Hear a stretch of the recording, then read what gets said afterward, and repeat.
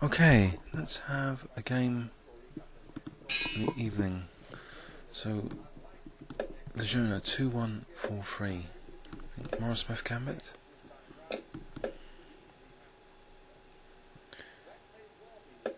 Okay, it's D5. I think I'll take and then play CD4. So it's transposed into a sort of line in the C3 Sicilian. Someone on YouTube had recommended this line, or just taking, and I think it's a good idea. So I had looked this up, and following at the moment a line which I hope brings white a small advantage at the end of this, if I can remember it. So I think it was check here and Queen B4. So black is without the dark square bishop, so this check is getting onto these dark squares now. So this was from an opening explorer, this idea, and hopefully now like rook d1 to d6 is a dangerous positional idea.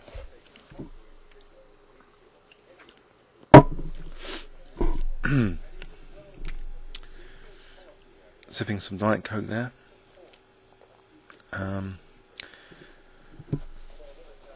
So it seems the opponent's thinking now, so maybe he's at the end of his opening book and hasn't seen this manoeuvre before, Queen A4 to B4. Actually, so black can't even naturally castle kingside now because of Queen E7. If Knight C6, then maybe I think I have to play Queen D6, I guess, because Queen A3, Knight E5, Rook D1, there'd be Knight D3 check.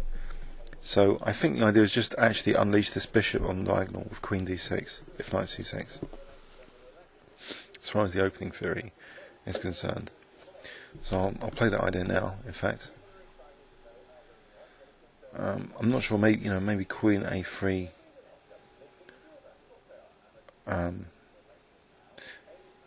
Maybe B5 there. But anyway, I'm unleashing this bishop, so hopefully this should be an okay position if I castle queenside. Or I don't know if castling queenside is needed.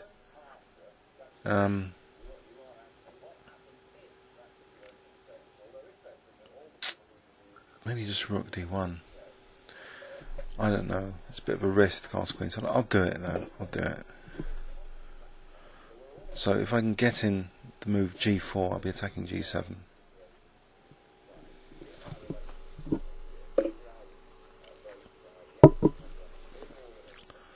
Okay. g4 here seems too risky though, I think. Because of knight h4. h4, h5. That doesn't seem that brilliant either. I think, to be honest, I'm tempted to go for this anyway, to avoid this knight pressurizing d6. So after knight h4, maybe h3. And maybe bishop e2 next. So bishop e2 here. Can I start trying to build on this bishop on the diagonal? Maybe rook d5 at some point to g5. Okay, that's very aggressive. Don't want to give the opponent too much queenside counterplay. b3, b4, a4. I don't know. So maybe just king b1 here. So bishop d4 if b4, without giving a fixed target to undermine later. So bishop d4.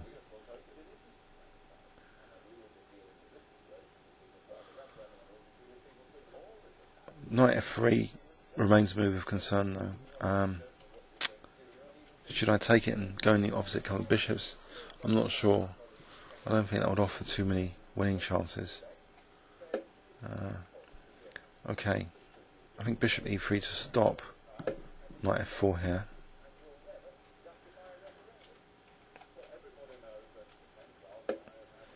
Now, if rook d5, maybe bishop c6. Rook d4 on the other hand, that seemed more promising.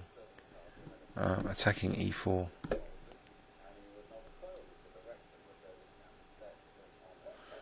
But again, knight f3. On knight f3, maybe actually rook c4, and then a new plan to double up on the c file. In fact, I'll pursue that here, I think. Rook c4, so I could double up rooks, potentially, on the c file.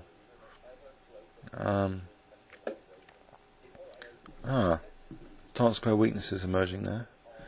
g5 is very tempting to stop f5. I think I'm gonna go for that, even though I've weakened f5 a bit. These dark squares, surely they could mean something soon. Okay. Now, if rook c1, rook d6, maybe bishop f4,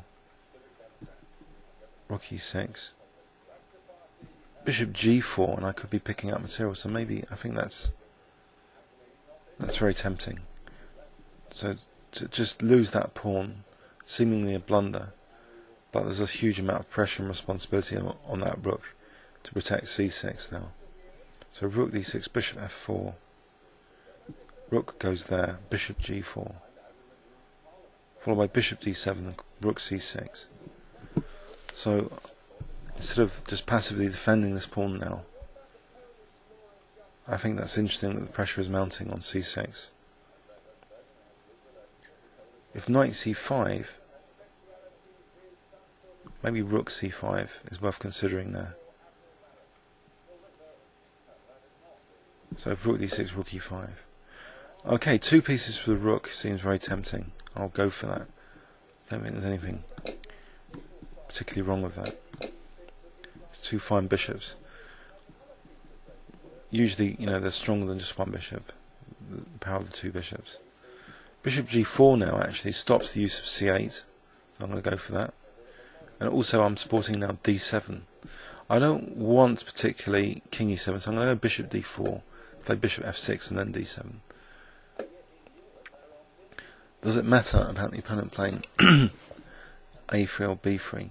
I don't particularly like b3, so I'm going to actually do this. b3 myself, just in case. So if rook a3, king b2, maybe. But then rook a8, I don't know. But here I have bishop f6. This d7 pawn seems very powerful now. I'm threatening rook c8. Oh, as well as bishop d8, of course. But rook c8 here seems very strong. So I'm going to go for that actually. Picking up maybe a whole rook. So the 2 bishops are exceptionally powerful still, stopping the king from coming out. Now I'm just going to march my king, maybe to win e4. The king's trapped there behind this wall, so I'm just going to get my king to win b4, I think. Okay, I think the opponent can just watch for a few moments as I pick up this pawn and maybe march my b pawn. So the opponent's just helplessly watching.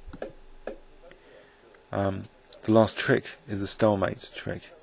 So what I'm going to do, I'm going to lose a move. I'm going to play bishop d7, and now I'm going to play bishop h3, and now queen check, and now bishop queen h8. Hope you enjoyed it. Let's have a quick look.